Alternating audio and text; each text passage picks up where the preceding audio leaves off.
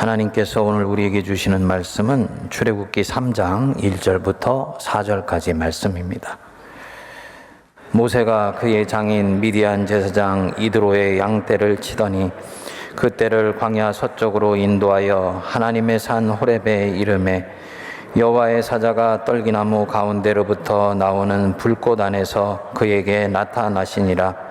그가 보니 떨기나무에 불이 붙었으나 그 떨기나무가 사라지지 아니하는지라. 이에 모세가 이르되 내가 돌이켜 가서 이 큰 광경을 보리라. 떨기나무가 어찌하여 타지 아니하는고 하니 그때 여호와께서 그가 보려고 돌이켜 오는 것을 보신지라. 하나님이 떨기나무 가운데서 그를 불러 이르시되 모세야 모세야 하시매 그가 이르되 내가 여기 있나이다. 아멘. 오늘은 우리 성도님들과 함께 이 모세의 인생에 대해서 좀 살펴보면서 한 사람에게 사명이 어떻게 찾아오게 되는지에 대해서 좀 말씀을 나누고자 합니다. 아시는 대로 모세의 인생은 크게 세 마디로 구성이 되어 있습니다. 역사의 소용돌이 속에서 태어나자마자 그 몸이 나일강에 내던지는 기구한 운명을 태곤 합니다. 하지만 바로의 공주의 눈에 띄어서 왕궁의 왕자로서 40년간을 화려하게 살아가는 그 첫 마디입니다. 하지만 그 40년 끝에 자신이 이스라엘인이라는 것을 자각하게 되고 결국은 동족의 편에 섰다가 바로에게 쫓겨서 광야로 나가 40년간을 목동으로 살게 되지요. 그 두 번째 마디입니다. 그리고 마지막으로 하나님께 사명을 받아서 이스라엘 민족을 애굽에서 해방시키고 가나안 땅 입구까지 백성들을 이끌고 가는 사명의 시기 40년입니다. 히브리 사상에서 40년은 고난과 시련의 한 시기를 상징한다고 말을 합니다. 그렇다면 이 모세의 세 마디 40년은 그의 인생은 고난과 시련의 연속이었다고 말할 수 있는 것이죠. 하지만 그의 이 고난찬 120년 인생이 헛되지 않아서 이스라엘은 마침내 약속의 땅 가나안 땅에 들어가게 되고 그는 이스라엘의 불세출의 영웅으로 오늘날까지 추앙을 받고 있습니다. 이 성서의 저자가 되시는 하나님을 빼고 구약 성경의 최고의 주인공이 누구냐 하고 유대인들에게 물으면 유대인들은 머뭇거리지 않고 모세라고 답을 합니다.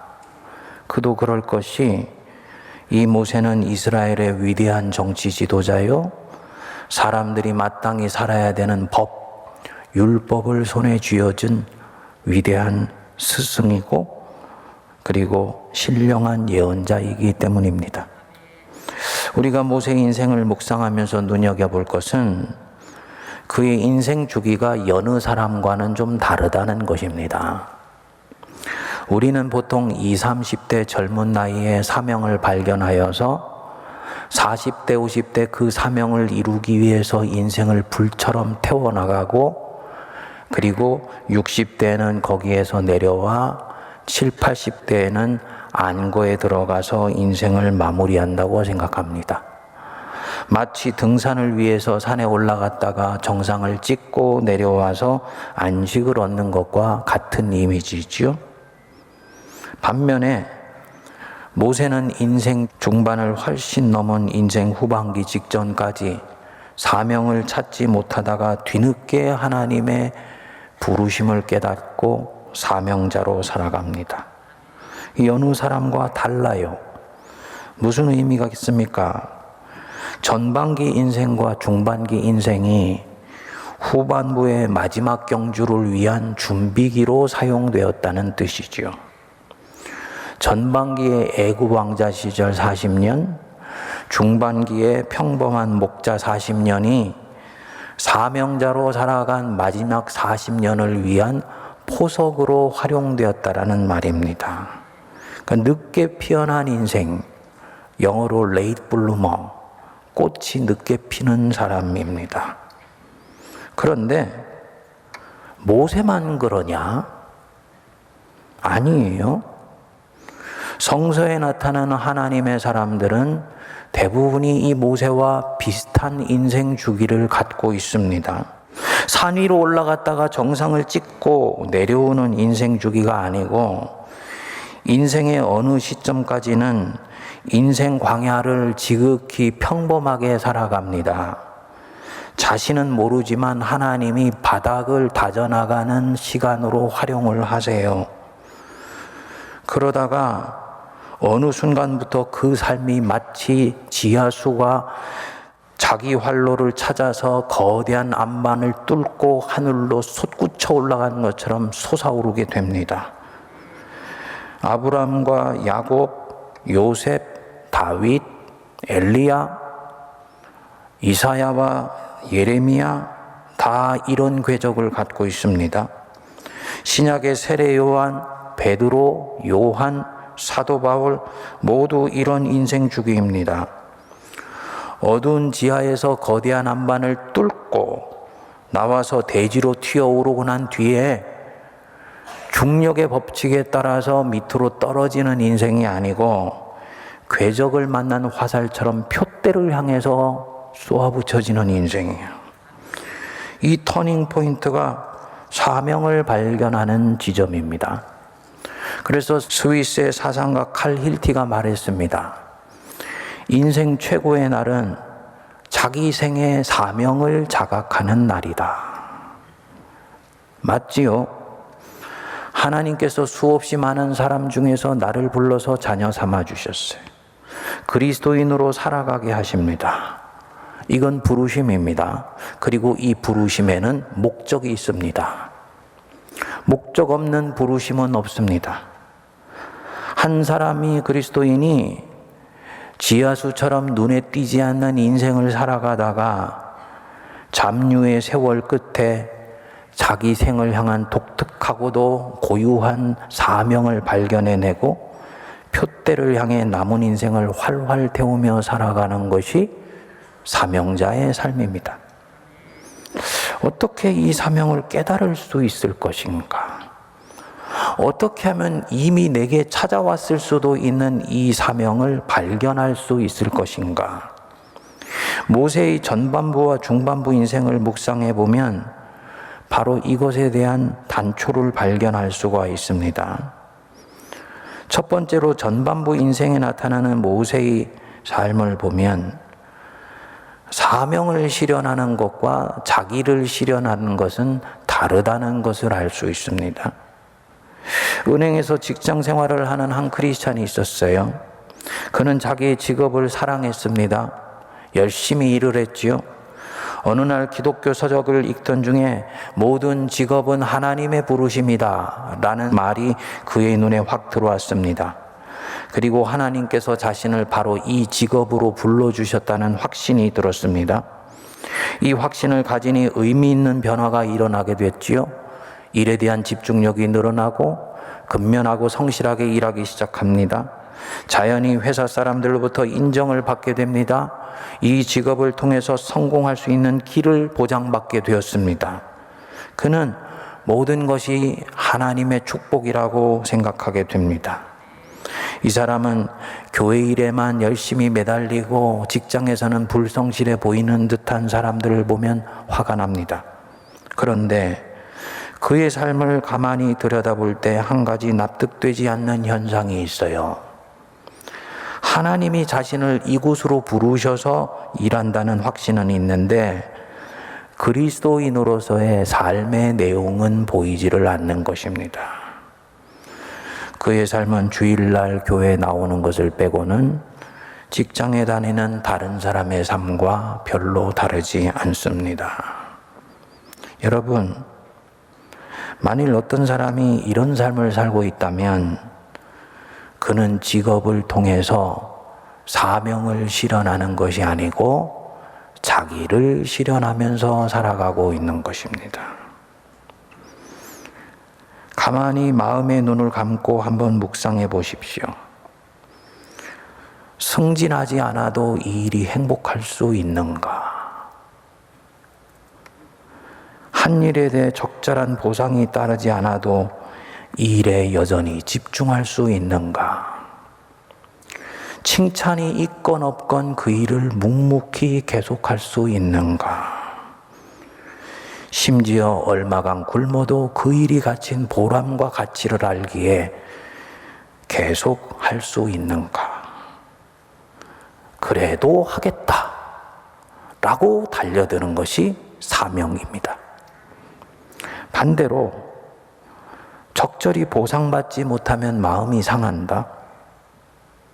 내 일에 사람들이 어떻게 반응하는지를 늘 주시하면서 목마른 사슴이 시냇물을 찾기에 갈급한 같이 칭찬받기를 원한다. 적은 보수를 받고 일하는 것에 늘 불만이 있다. 이 사람 겉으로는 사명으로 주님 일하는 것 같지만 사실은 내 행복을 위해서, 내 인생을 실현하기 위해서 일하고 있는 것입니다. 입술로는 수없이 하나님을 입으로 얘기할지라도 그의 가슴이 이것을 말해주고 있는 거예요. 모세의 전반부 인생 끝에 바로 이런 일이 일어납니다.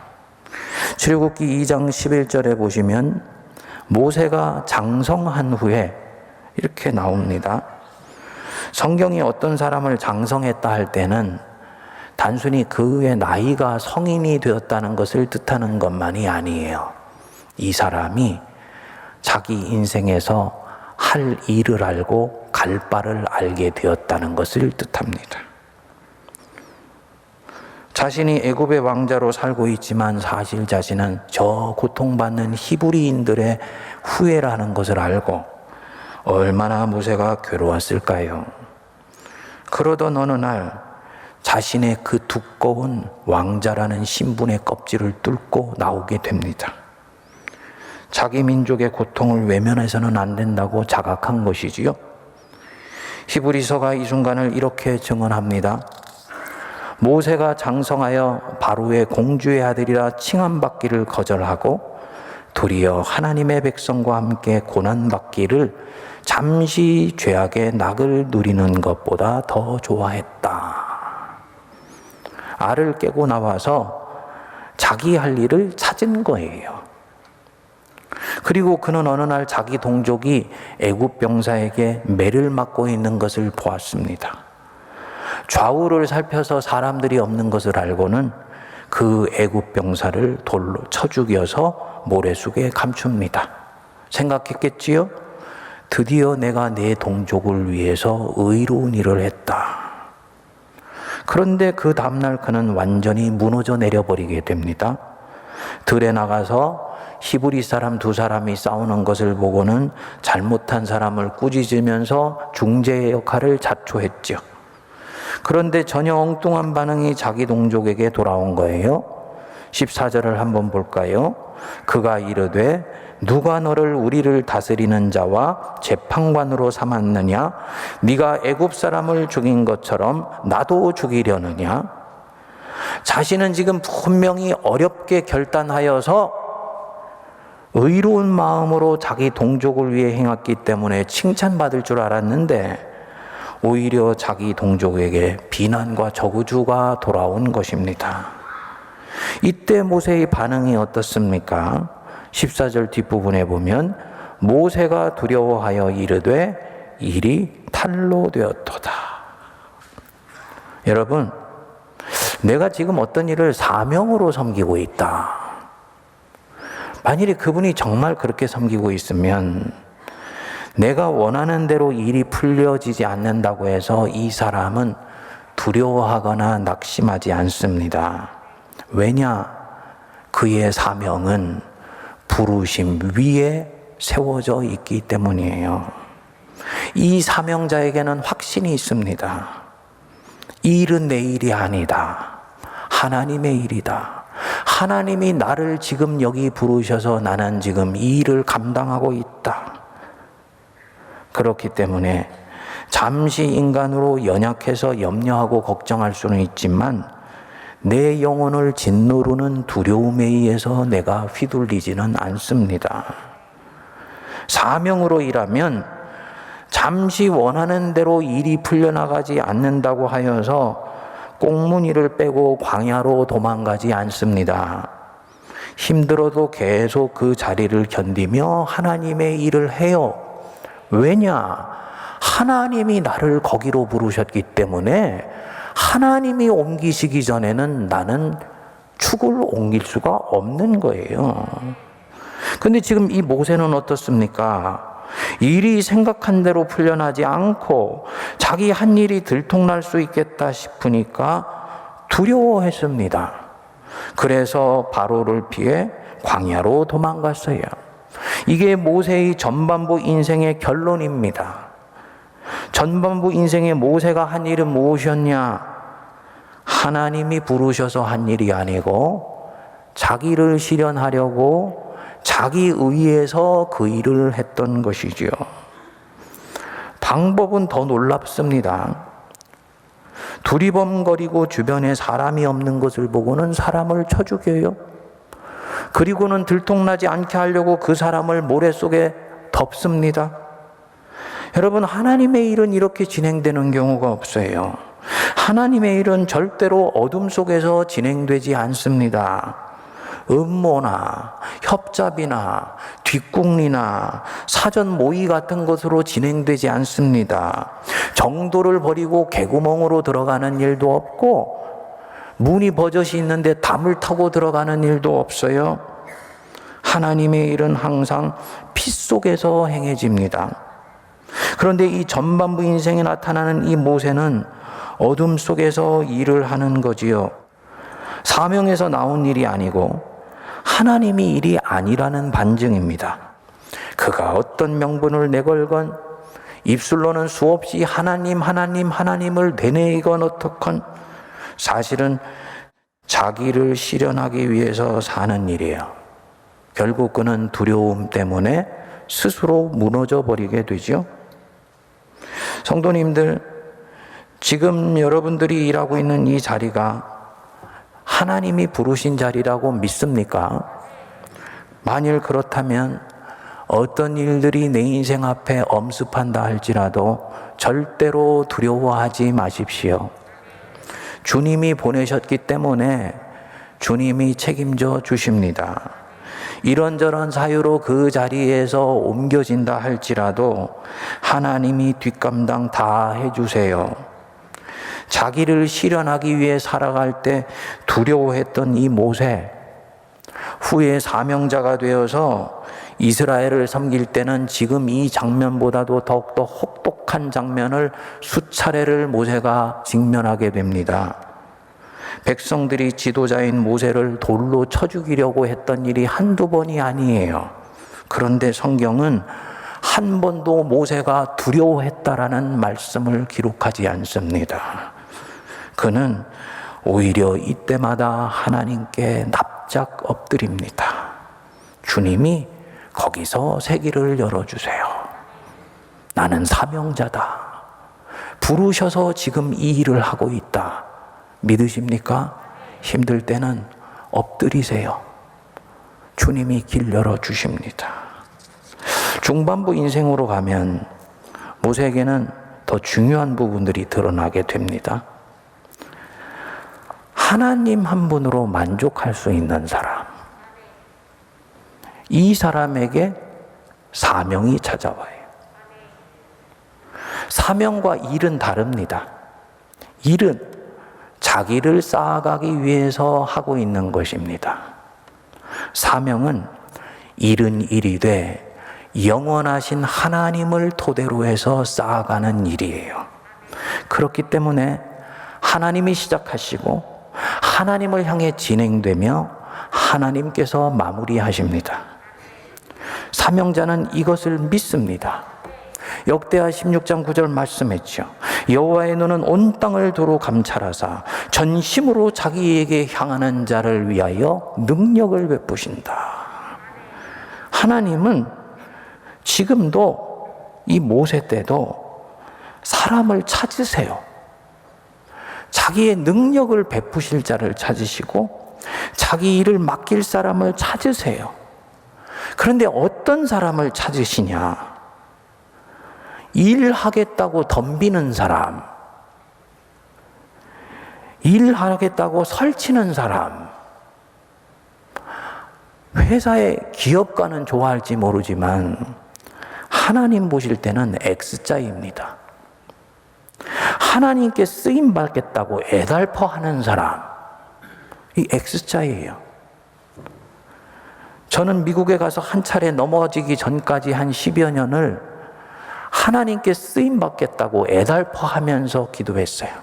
모든 기도 제목의 첫 기도 제목이 하나님, 한 번 살고 가는 세상 주님 앞에 야무지게 쓰임 받게 해주십시오. 주님이 기뻐하실 줄 알았는데요, 그 기도 제목에 함정이 있다는 것을 나중에 깨닫게 해주셨어요. 목회자들 중에는 자기 야망을 비전으로 착각해서 공동체를 몰아가는 사람들이 많습니다. 그래서 인생 말년에 본인의 교회뿐만 아니라 한국교회를 어지럽히게 되는 경우가 얼마나 많이 있는지 몰라요. 그거 자아 성취할 수는 있지만 사명으로는 X자입니다. 행동주의자들입니다. 어떤 사람을 하나님이 쓰시냐? 이 출애굽기 3장 1절에 보면 이렇게 시작하지요. 우리 같이 한번 읽어보겠습니다. 모세가 그의 장인 미디안 제사장 이드로의 양떼를 치더니 그 떼를 광야 서쪽으로 인도하여 하나님의 산 호렙에 이르매. 여러분들이 영적으로 대단히 민감하게 읽어야 되는 대목입니다. 아시는 대로 출애굽기 3장은 모세의 사명장이에요.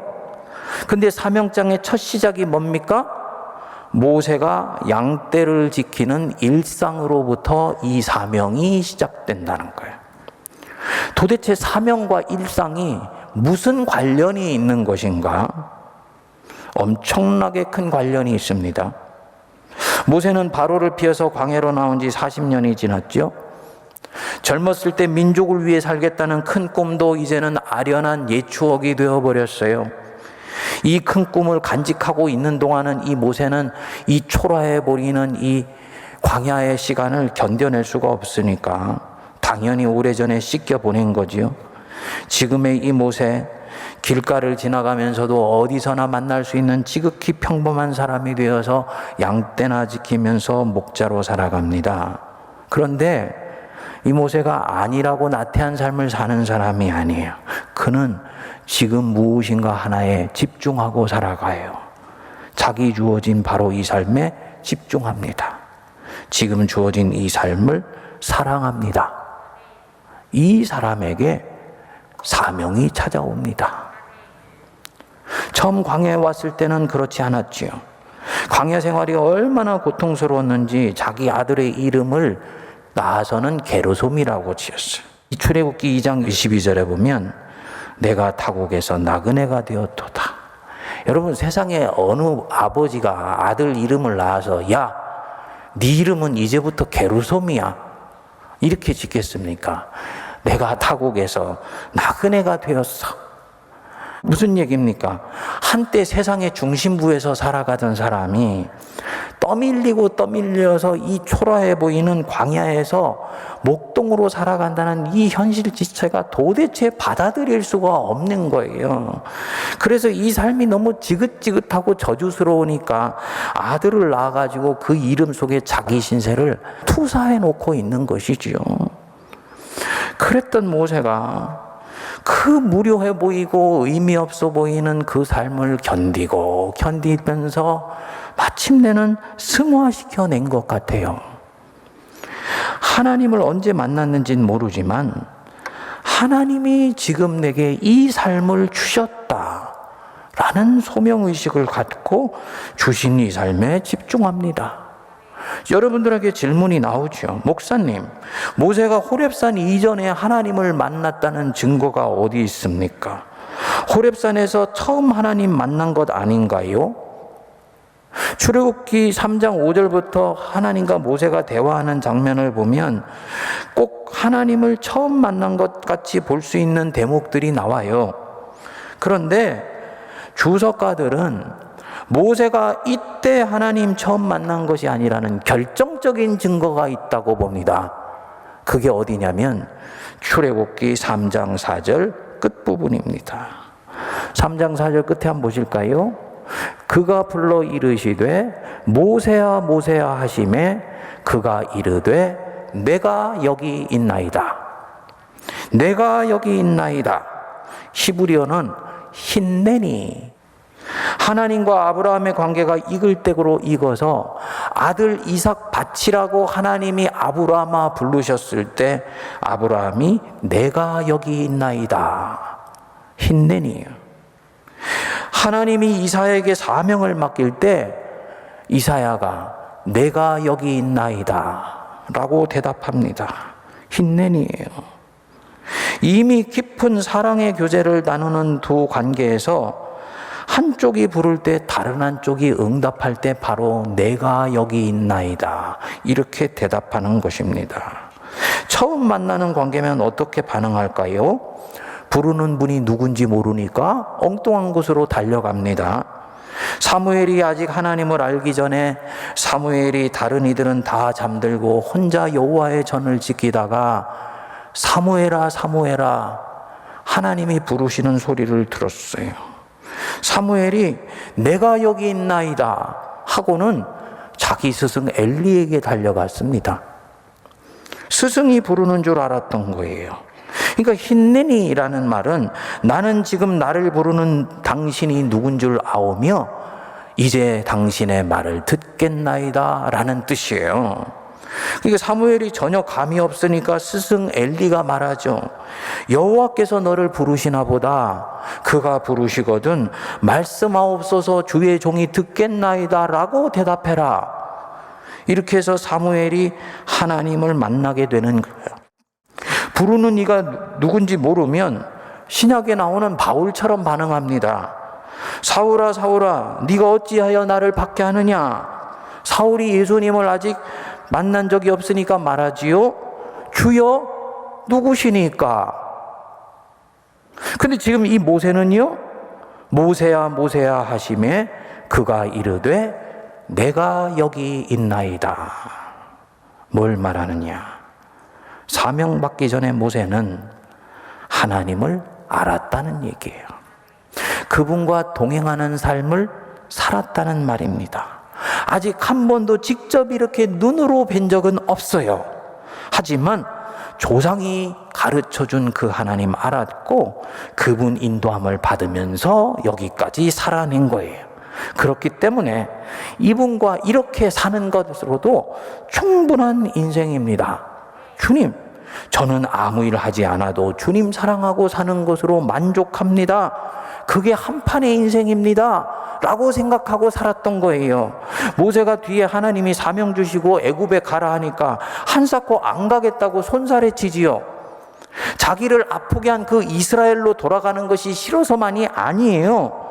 지금 여기서 이렇게 하나님과 함께 살아가는 것만으로도 충분히 만족하기 때문입니다.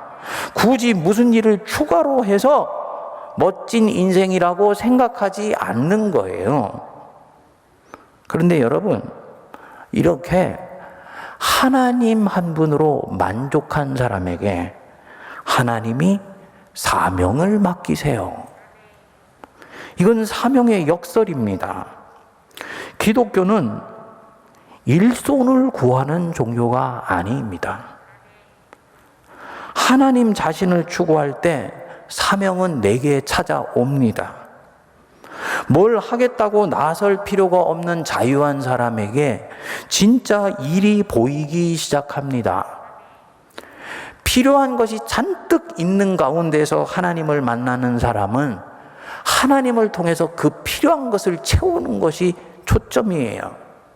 진짜 사명은 그렇게 해서 찾아오는 것이 아니에요. 하나님 한 분으로 충분할 때 비로소 이 사람은 하나님이 자기에게 주시는 그 일이 투명하게 보이기 시작합니다. 호렙산에서 하나님께 사명받지 못했다. 그럼 모세는 실패한 인생입니까? 지난번에 제가 3번째 생일 얘기하고 성도님들이 아주 좋은 반응들을 많이 해오셨어요. 목사님, 저 이제부터 3번째 생일을 찾으려고 합니다. 2번째 생일 목사님이 어느 날 설교한 날 갖게 됐는데 그것이 끝이 아니었군요. 하지만 저는 표현하지 않은 분들도 있다고 생각합니다. 나에게 세 번째 생일은 오지 않을 것 같은데. 그럼 세 번째 생일을 갖지 않은 사람은 실패한 인생이냐? 지금 우리식으로 말하면 이 모세처럼 젊은 시절의 꿈을 다 접고 큰일 한 번도 해보지 못하고 평생을 광야 같은 인생길에서 가정 돌보고 교회 소박하게 섬기고 주님 사랑하는 삶으로 인생 마무리겠다는 사람이 실패한 인생인 것인가? 아니지요. 모세가 정말 위대한 것은 광야의 그 처량한 세월을 하나님 만나고 승화시켜낸 거예요. 큰 일을 하지 않아도 자기 인생이 하나님으로 인해서 충만할 수 있다는 것을 발견해놨다는 이 자체가 위대한 모세의 단초가 여기에 들어 있었던 것입니다.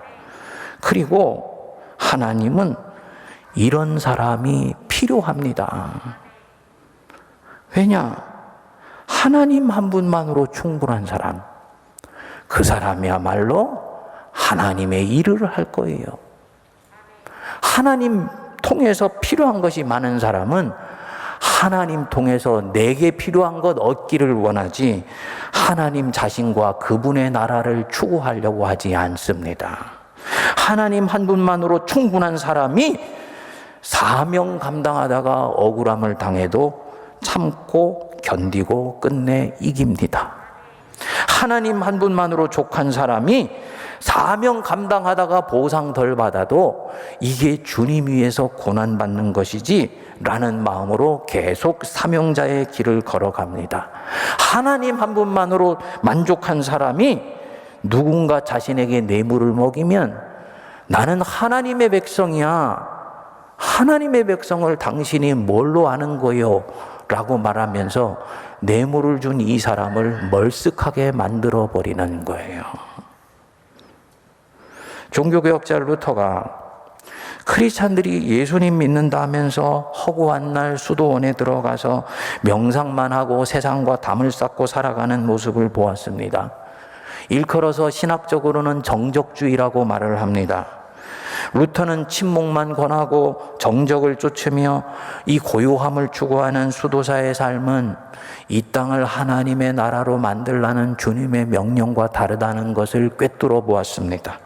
그래서 수도원을 버리고 세상으로 내려왔어요. 그런데 지난 500년 동안 루터의 후예들이 이 개혁자들의 신앙을 왜곡해 버렸습니다. 하나님의 영광을 위해 일한다면서 세상으로 들어갔습니다. 열심히 일했습니다. 열심히 일하고 열심히 사역하는 것이 하나님의 영광을 위한 것이라고 생각했습니다. 그리고 여기부터 일이 틀어지기 시작했어요. 자신을 엄청나게 드라이브를 걸고 나갑니다. 그런데 그 사명에 하나님은 없는 거예요. 사명이 자기 실현이 되어버린 것이죠. 이런 풍조가 교회 안에도 들어왔습니다. 교회는 끊임없이 새로운 이벤트를 개발해내고 성도들을 풀가동하여서 엄청나게 많은 사역들을 해냈습니다. 교회로는 조직과 기구를 거대하게 만들어 놓고 이것을 움직이기 위해서 성도들을 일개미처럼 현장에 투입시킵니다. 그리고 이것을 능수능란하게 잘하는 사람이 좋은 리더라고 얘기를 합니다. 성도들 또한 왁자지껄하게 움직이고 뭔가 시장터처럼 박작박작해야 하나님의 일이 지금 이루어지고 있다고 생각했습니다. 그런데 시간이 지나면서 교회는 점점 약해졌습니다. 왜냐? 정작 그 일 안에 하나님은 없어졌기 때문입니다. 행동주의의 허상입니다. 사랑하는 여러분, 내 인생은 양떼를 치며 지극히 평범한 삶을 살아가고 있지만 하나님의 말씀이 주는 감동을 나는 얻고 있다. 그분 하나님 안에서 잘 살아오신 거예요. 그 하나님의 말씀이 주는 풍요로움을 경험하기에 나는 천하를 얻은 것 같은 기쁨을 얻고 있다. 훌륭한 인생을 살아가시고 있는 것입니다. 그리고 바로 이 사람에게 이제 하나님이 진짜 사명을 맡겨주세요. 이때까지 너는 사명과 네 일이 번복이 되어서 여기까지 오지 않았냐? 그렇지만 이제 나는 네가 나 하나님 자신을 위한 일을 신실하게 추구하는 새로운 사람이 될 준비가 되었다고 본다. 나를 위해서 이제 그 일을 새롭게 해줄 수 없겠니? 주님 물으실 때, 주님, 내가 여기에 있나이다. 나를 보내소서. 라고 말할 수 있는 우리가 되길 바랍니다.